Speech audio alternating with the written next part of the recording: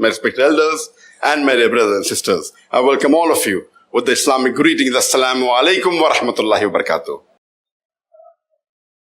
May peace, mercy and blessings of Allah subhanahu wa ta'ala be on all of you. I have been requested to speak for a few minutes on the topic of dawah. And I start my talk by quoting a verse of the glorious Quran from Surah Al-Imran, chapter 3, verse number 110, where Allah subhanahu wa ta'ala says, Kuntum khaira ummatin ukhrijat lin-nas, that, O ye Muslims, ye are the best of peoples evolved for mankind.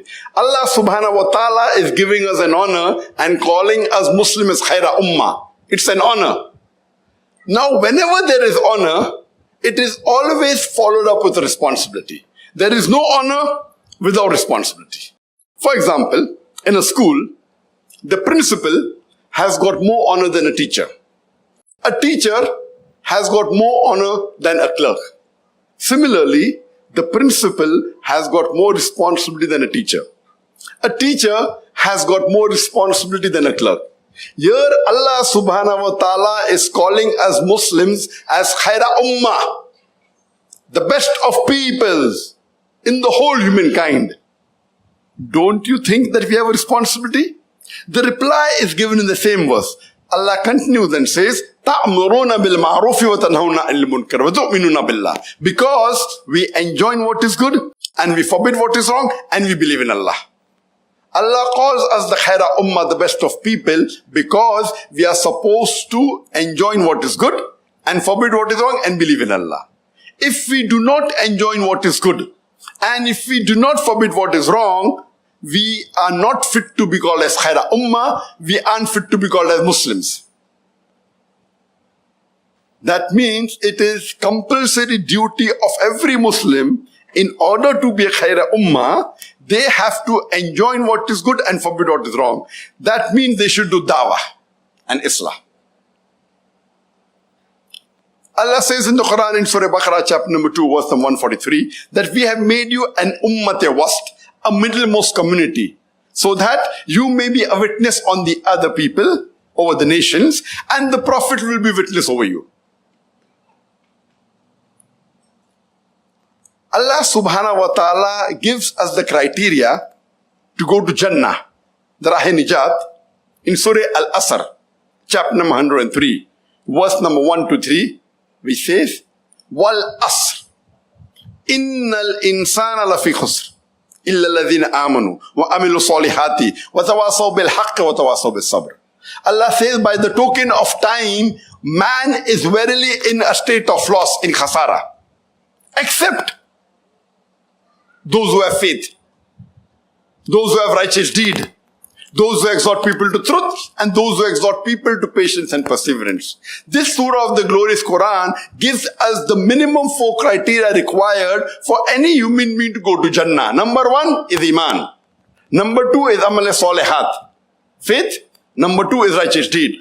Third is Watawasaw bil Haqq, inviting people to truth, that is doing dawah. And the fourth is Watawasaw bil Sabr, inviting people to patience and perseverance. You may be a very good Muslim. You may be praying 5 times a day. You may be fasting in the month of Ramadan. You may be giving zakat. You may have gone for Hajj. But according to Surah Al-Asr, if you don't do dawah, if you do not convey the message of Islam to others, you shall not enter Jannah. If Allah wants to forgive you and put you in Jannah, that is Allah's prerogative. As Allah says in Surah Nisa chapter 4 verse 48 and Surah Nisa chapter 4 verse 116, if Allah pleases, He may forgive any sin except the sin of shirk. So if Allah wants to forgive you and put you in Jannah, that's Allah's prerogative. But according to Surah Al-Asr, it is compulsory that you should do dawah.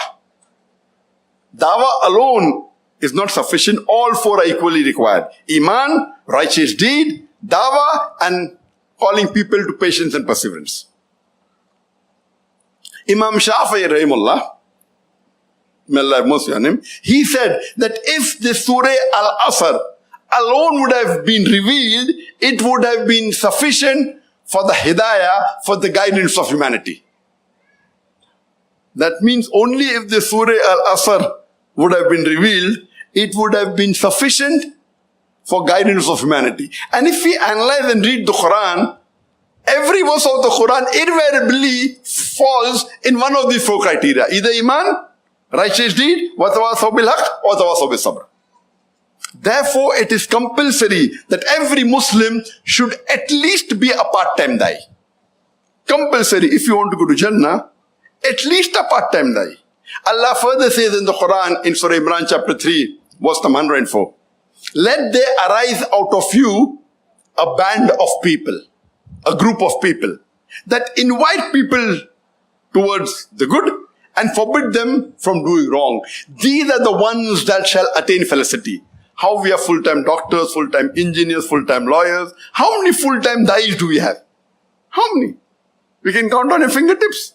Here Allah says that those who are full-time da'is, they will get a higher status in Jannah.